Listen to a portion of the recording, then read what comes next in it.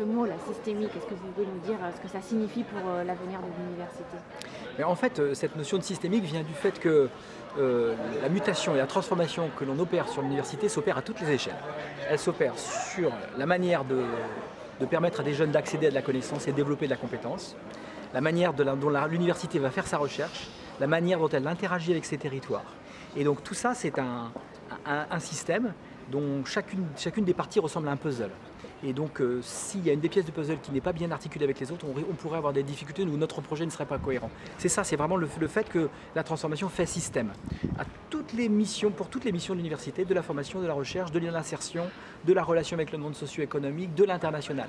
Tout bouge simultanément pour construire un objet qui fait système. Le tourisme, l'industrie, le bâtiment, l'industrie du futur, différentes briques qu'on va construire avec les branches professionnelles, dont le but est de donner du sens aux apprentissages, leur donner une vision plus concrète de ce que font les branches professionnelles sur un secteur donné.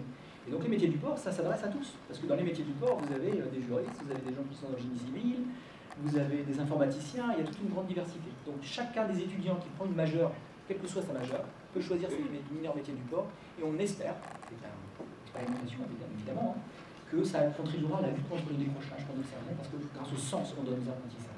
L'idée, c'est de faire les cours autrement, de rendre les étudiants plus actifs dans les apprentissages, qui ne soient pas simplement une outre qu'on vient remplir de savoir et de connaissances, mais de leur transmettre également des savoir-faire et de pouvoir les mobiliser durant les périodes d'enseignement. Et concrètement, par exemple, à la rentrée prochaine? Alors, pas concrètement à la rentrée prochaine, concrètement dès cette rentrée, par exemple, nous avons mis en place, nous avons remplacé un certain nombre d'enseignements traditionnels par des travaux étudiants accompagnés.